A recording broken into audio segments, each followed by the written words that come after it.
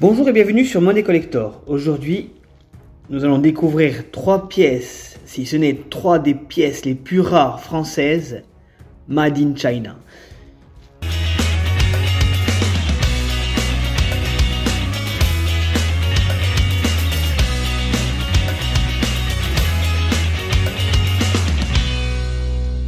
Regardez, aujourd'hui, j'ai fait venir de Chine, donc vous voyez bien, Yingyao.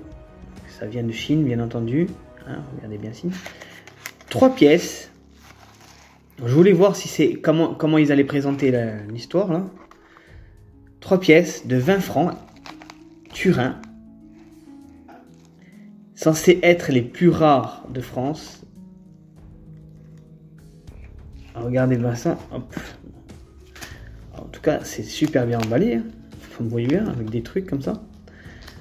Alors quand je vais vous montrer les pièces, ne criez pas, ce sont des fausses pièces, bien entendu, comme vous avez bien compris, Made in China, il n'y a rien qui est bon en Chine.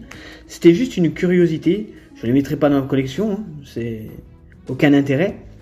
Mais l'intérêt est juste sur le fait que faire très attention, donc c'est très facile à se procurer des fausses pièces, donc des gens peut-être mal intentionnés pourraient très bien revendre ces monnaies. Donc je vais vous montrer hein, les dates et tout.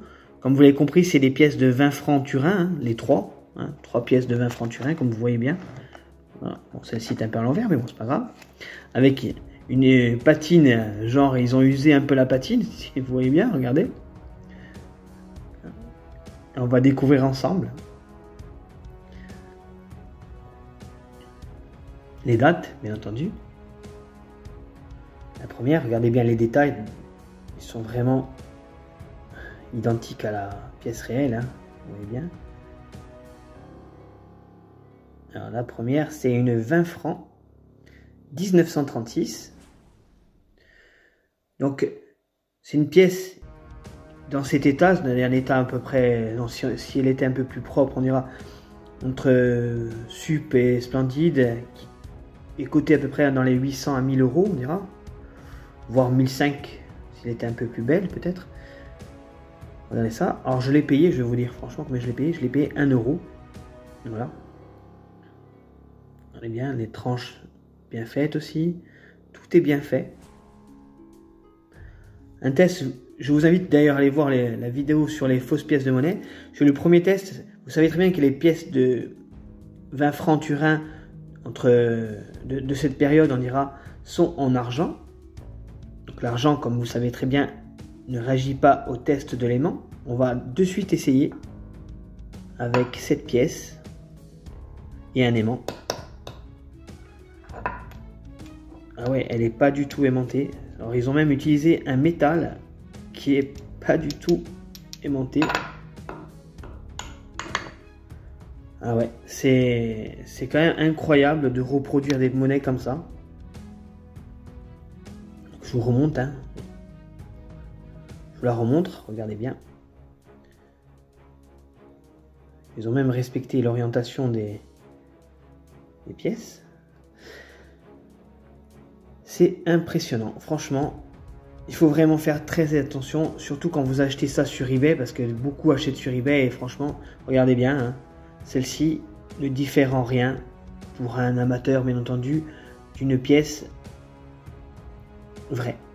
Voilà, donc celle-ci, une 1936. Je rappelle sur internet, sur eBay, vous pouvez trouver ça en vente à 400 ou 500 euros. Imaginez bien, hein, 500 euros, vous êtes fait voler de 500 euros. Voilà. Et attendez, c'est pas le meilleur.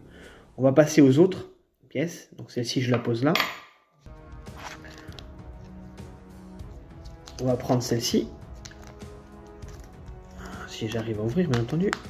Alors c'est un petit format où je serai en live avec vous. Donc n'hésitez pas à mettre en commentaire, hein, je commenterai en même temps que vous. Hein. Alors regardez bien, déjà, vous avez bien vu qu'elle ne réagissait pas au test de l'aimant. La patine est vraiment bien faite, on dirait presque de l'argent vieilli. Je ne pense pas que ça soit en argent. Hein. Regardez bien la signature, tout y est, c'est incroyable. Tout y est. Voilà. Et vous voyez bien, c'est une pièce de 1939. Donc une telle pièce vaut entre 8 et 10 000 euros. Voilà, je l'ai payé aussi 1 euro. Donc exactement même, je l'ai payé 1 dollar si je ne me trompe pas. Donc voilà, une fausse pièce, très bien faite, qui ne réagit pas au test de l'élément, qui vaut 8 000 euros. Une 1939, très rare bien entendu. Hein. Une des monnaies les plus rares françaises. Hein. Regardez ça. Donc faites très attention quand vous allez aller chez un professionnel et acheter des monnaies, s'il vous plaît. S'il vous plaît, parce que là, franchement, c'est tellement facile à se procurer de la fausse monnaie. Et il y a tellement d'arnaqueurs sur Internet. Il faut vraiment faire très attention. Regardez-moi ça. Une 1939. C'est incroyable. Et la dernière, alors là, c'est encore mieux. Encore mieux. Vous allez être en train de me dire, mais comment il peut faire mieux qu'une 1939, une 20 francs? Ben regardez, regardez comment on peut faire. Vous allez voir ça. Voilà comment on peut faire. Donc une pièce qui paraît usée et tout ça, hein, bien entendu. Hein. La signature est présente en dessous. Et attention la date. Ah, en plus celle-là elle est décentrée. Tiens, c'est encore plus beau. Celle-ci ils l'ont décentrée quand même. Regardez, elle est décentrée. Regardez ça la date. Donc une 20 francs Turin 1932. Une pièce, si c'était une vraie, où je pourrais m'acheter largement un appartement. Hein, un petit appartement, je pourrais m'acheter. Regardez ça. Une pièce de 20 francs 1932 qui m'a coûté 1 euro. Pardon. Regardez ça. C'est quand même incroyable. C'est incroyable. Incroyable. Ils ont même reproduit les usures et tout dessus. Usures du temps. On dirait presque que... Vous savez très bien que ces pièces ont été mises dans des monuments et tout ça. Donc presque on croirait bien qu'il y ait des traces de briques dessus. Voilà, regardez ça. Une 20 francs 1932. Une pièce bien entendu qu'on ne trouvera jamais. Hein, et que... On dirait 99% d'entre nous ne pourront jamais acheter. C'est pareil quand même pour la 1939, qui je vous rappelle coûte le prix d'une voiture, hein, carrément. Donc voilà, deux pièces qui ne réagissent pas au test de l'aimant. Des pièces hyper rares, donc je le rappelle encore une fois, faites très attention où vous achetez vos monnaies. Je vous conseille d'aller acheter des monnaies chez des professionnels, des gens qui ont l'habitude de voir si les pièces sont vraies ou fausses, parce que là, même moi, je ne suis pas professionnel, je le rappelle. Si je devais acheter, voilà, on dira une 1936 qui est beaucoup plus commune, on dira que les deux autres, je pourrais largement me faire avoir sur eBay si j'étais en train d'acheter. Regardez, les pièces, on dirait de l'argent, hein, on dirait de l'argent vieilli, voilà. Hein. Tous les détails sont très bien faits. Voilà, tout est bien fait. Regardez ça, on peut se laisser avoir, franchement, comme un rien. Donc voilà cette vidéo, je le rappelle, ce n'est pas une vidéo,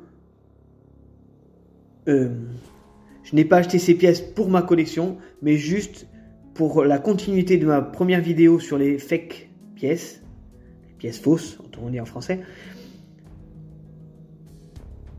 Et il est très facile de se procurer des monnaies fausses.